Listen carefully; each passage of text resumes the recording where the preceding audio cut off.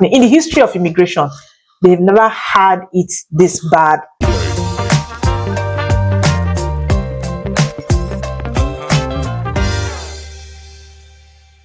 Hello, beautiful people. Welcome back to the Canada Info channel. My name is Wolo. If you're new to this channel, please subscribe. To my loyal followers, thank you so much for sticking with me on this channel. And I want to say thank you to you wherever you are. If you're in Canada, if you're outside Canada, I want to say a very big thank you. Okay, so today's video, you've seen the title already. And sadly, this is what is happening because of all the announcements that CICC has been making since last year. The announcement started last year and they just kept churning out announcements. It felt like they were just punching people, punching. And then now the result of all those announcements is now showing. And sadly, we will not see the impact until 2025. 2025 will show the impact of all the announcements that they've been making concerning international students, capping international students. Some schools have already started announcing losses. Yeah, huge losses. University of Calgary, saying there's an $11 million loss. Sheridan College loss. All the schools are already making announcements of their losses. That means they'll be making so much money.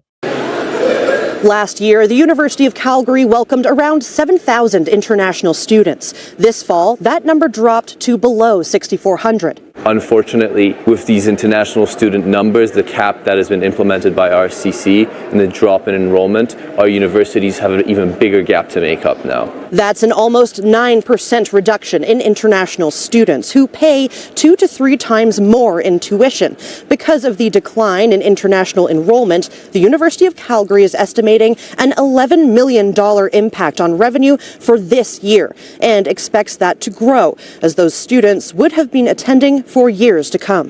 Frankly, it's going to impact not only the quality of our scholarship, but the future of Alberta and the future that students have in this province. In a statement, UCalgary connects the decrease in international enrollment with ongoing changes to federal measures and the impacts of geopolitics, and emphasizes the impact it expects beyond the dollar amount, saying we value the richness international students bring to our learning environment, as well as their significant contributions to research, innovation, and entrepreneurship. There's just less money in the system, resulting less innovation, less research coming out of our institutions, across Canada. There's a real danger as we close doors to international students, we're going to be closing doors to Canadian students too. Advocates say Canada's top research schools depend on the contributions of international students, and the cap has made some feel less welcome. And that means that Canada is going to take a hit in terms of its ability to attract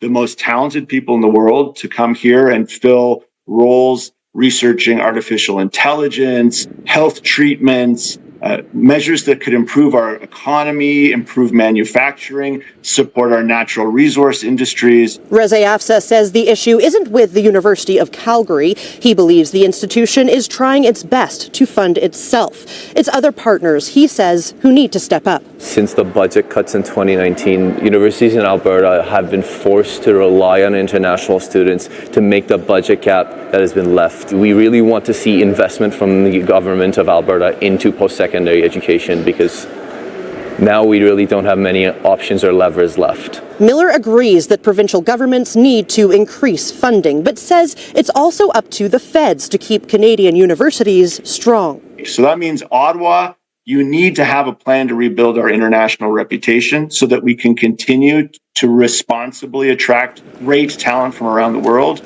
However, post-secondaries ultimately end up with more funding. Miller says the damage is already being done, and it's Canadians who will pay the price. In the video where they were interviewing Mark Miller concerning how he was going to enforce removal of people whose study permit expired, there was another lady who was also questioning Mark Miller.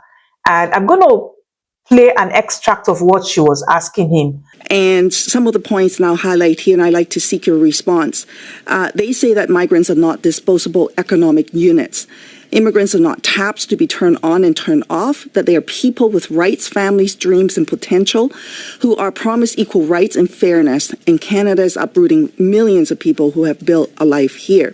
They further say that migrants aren't a drain on the economy, they're adding to it and underwriting the government's public services that they pay into but cannot access.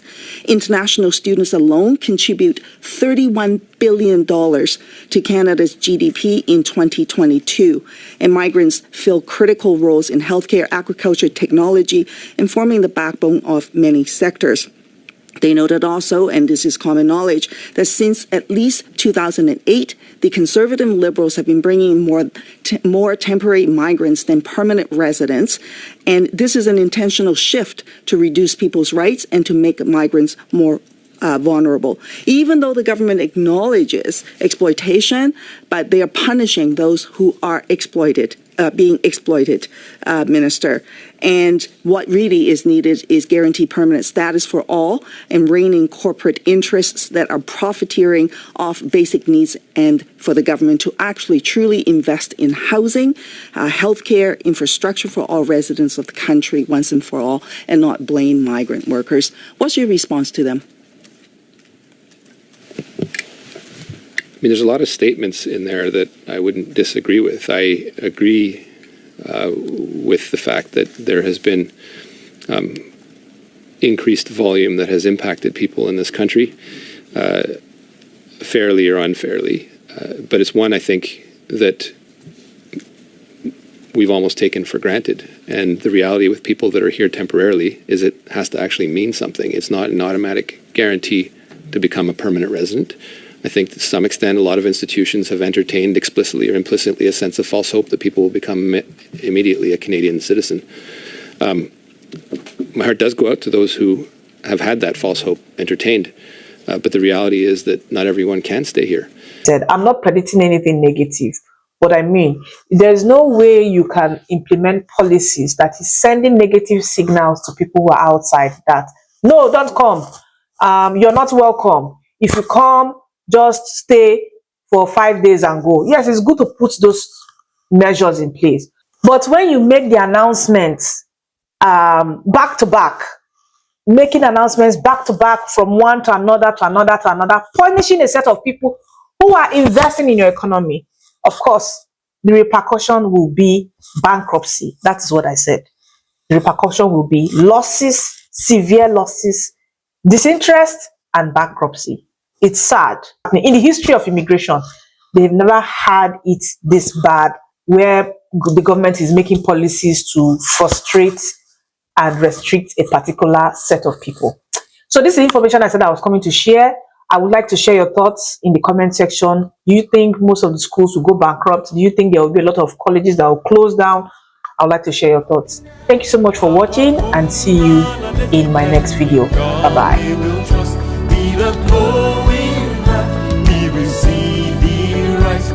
Canada, oh Canada.